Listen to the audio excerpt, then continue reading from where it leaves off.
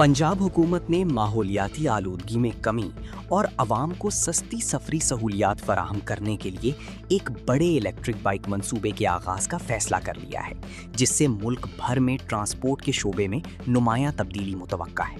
हुक्काम के मुताबिक इस मंसूबे का मकसद बढ़ती हुई पेट्रोल कीमतों के पेश नज़र आवाम को कम खर्च और माहौल दोस्त सफरी मुतबादिल फराहम करना है।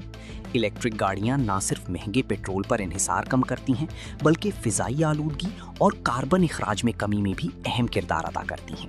मंसूबे के इब्तिदाई मरहले में लाहौर में तकरीबन 10,000 इलेक्ट्रिक बाइक्स किराए पर फराहम की जाएंगी।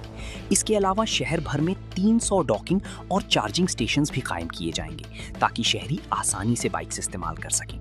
पंजाब हाउसिंग अथॉरिटी इस मंसूबे के लिए ज़मीन फराहम करेगी, जिसके ज़रिए रिहायशी इलाकों, तिजारती मराकज़ और पब्लिक ट्रांसपोर्ट पॉइंट्स के दरमियान बेहतर राब्ता कायम करने की कोशिश की जाएगी। हुक्काम का कहना है कि इस मंसूबे से लाहौर में सालाना हज़ारों टन कार्बन इखराज में कमी मुतवक्का है, जिससे स्मोग और फ़िज़ाई आलूदगी के मसले पर काबू पाने में मदद मिल सकती है।